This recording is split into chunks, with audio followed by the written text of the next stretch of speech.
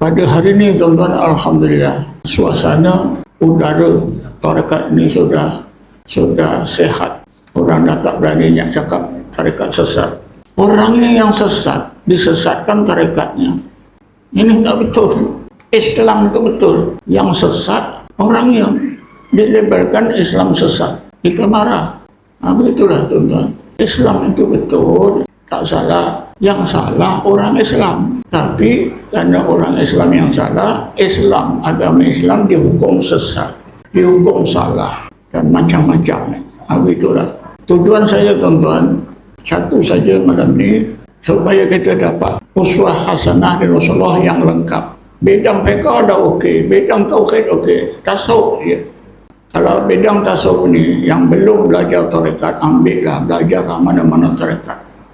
Kalau mazhab-mazhab dalam fiqh ni diistihadkan oleh ulama fiqh. Para ulama fiqh ni fuqaha.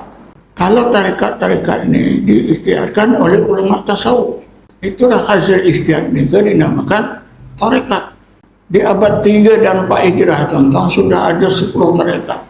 Saya tahu ni macam pasal apa? Saya buat kajian. Bila saya tulis tesis PhD tuan-tuan, tajuknya berkenaan tarekat. Sebab tu berpuluh-puluh buah buku saya baca. Di situlah saya tahu. Akhirnya saya dapatlah memahami rupanya tarekat-tarekat ini diistihadkan oleh ulama tasawuf. Saya nak cerita satu fakta. Imam Ahmad bin Hanbal meninggal dunia 241 Hijrah. Beliau menghabiskan masa untuk mengistihadkan bidang fiqh. Hasil ijtihadnya lahirlah mazhab Hambali. Orang ikut masa yang sama, tempat yang sama. Siapa dia?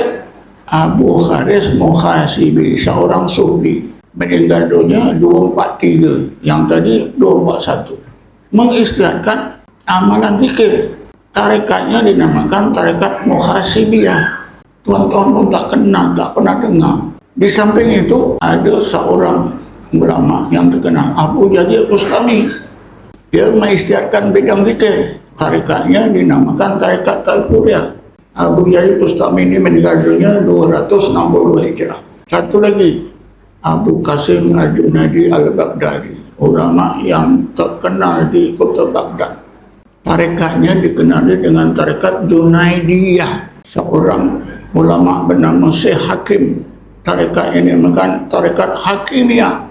Seorang ulama daripada Baghdad pindah ke Mesir, Abu Husain An-Nuri. Tarekatnya dikenali dengan tarekat Nuriyah. Ini semua berlaku pada abad ketiga, tuan-tuan. Tapi entah macam mana, nasib tarekat ini tidak seperti mazhab dalam fiqh yang terus disanjung oleh umat Islam. Sebaliknya tarekat ini ditinggalkan dan dianggap oleh ramai umat Islam sebagai ajaran sesat. Cuma sekarang ini, pada hari ini, dengan manusia ustaz-ustaz, pensyarah di masjid mula mengkaji, menulis, buat seminar tentang tarekat.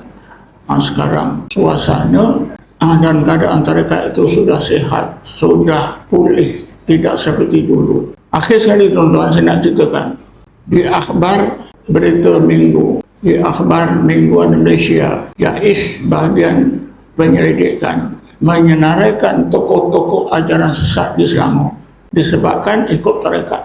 Saya jatuh nombor 2, muka depan tu. Nombor 1 siapa? Bekas pengarah JAIS, bekas pengarah Jabatan Agama Islam Selangor. Siapa? Datuk Tolha Abdul Rahman. Kerana dia ikut tarekat Qadiriyah. Nama dia nombor 1. Alamatnya tarekat dia semua ada. Nombor 2 saya. Kerja saya masa itu saya belum bersara. Alamat saya, tarekat saya. Saya jatuh nombor 2. Ada berbelas orang yang ikut tarekat, semua disesatkan. Mungkin tuan-tuan tak baca, tapi kalau tuan-tuan pergi arsip negara, buka berita minggu, mingguan Malaysia di hari Ahad ni, muka depan, tulisan besar. Inilah saya nak cerita. Tujuan saya itulah tuan-tuan ni sempurnakan untuk dapat uswah hasanah dari Rasulullah, kerana 2 bidang fiqh dan tauhid itu dah dapat. Cuma yang ketiga, Di bidang tasawuf kita tak ikut mana-mana tarekat. Kalau kita ikut mana-mana tarekat, beramal dengan mana-mana tarekat, berarti kita dapat uswah hasanah dari Rasulullah di bidang ilmu tasawuf. Karena guru-guru tarekat itu semuanya itu asalnya, ya, katalah tarekat Ahmadiyah.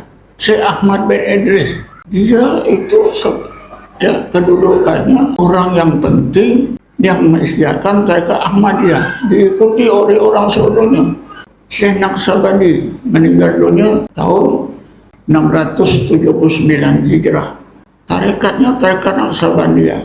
Syekh Abu Hasan As-Sazili meninggal dunia 656 Hijrah. Tarekatnya tarekat Saziliyah.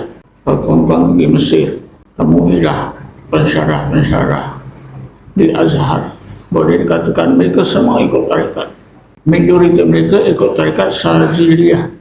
Bekas Muslim Mesir yang terkenal, Dr. Ali Jemaah, yang pernah datang ke sini, dia ikut tarekat Naqsabandiyah Khalidiyah. Ketika dia menjadi mufti tahun 2006, saya jumpa di pejabatnya, ya, berbual-bual, dan akhirnya saya minta diajar tarekat Naqsabandiyah seperti yang dia pelajari, dengan tujuan untuk dapat keberkatannya. Jadi diajarkan saya semata-mata supaya dapat keberkatan. Apa yang merasa, ya, baru 2 bidang dapat uswah hasanah Rasulullah, bidang fiqh, bidang akidah, sedang bidang tasawuf belum lagi, segeralah mengurak langkah untuk belajar mana-mana tarekat. Bila kita belajar tarekat, tuan-tuan, berarti kita dapat belajar zikir darajat. Zikir yang kita amalkan ni lepas sembahyang, ini zikir hasanat. Siapa yang menyebarkan zikir ini? Zikir yang ramai-ramai kita buat, subhanallah, subhanallah, alhamdulillah, alhamdulillah, Allah akbar. Ini siapa yang menyusun? Yang menyusunnya ialah Syekh Ahmad Qasasi, duduk di Madinah. Sebab itu wirid yang kita amalkan ini dinamakan aurat Qasasiyah atau aurat Madaniyah. Siapa yang menyebarkan ke Asia Tenggara? Muridnya. Siapa dia? Seorang ulama besar dari Aceh, Syekh Abdul Rauf Singkil. Abdul Rauf Singkil ni, tuan-tuan, meninggal dunia akhir abad 17 dalam tahun 1693. Abdul Rauf Singkil. Tetapi kita nak ingat, Syekh Ahmad Qasasi ini juga mengajar tarekat Satariyah, mengajar tarekat Satariyah. Jadi Syekh Abdul Rauf Singkil menyebarkan 2 aliran zikir. Zikir hasanat kita terima, kita amal. Tapi tarekat Satariyah orang tak terima, dan orang pun tak kenal apa itu tarekat Satariyah. Tapi beliau menyebarkan juga, ada murid-murid. Terdapat di sana, di Malaysia pun ada orang yang ikut tarekat Satariyah.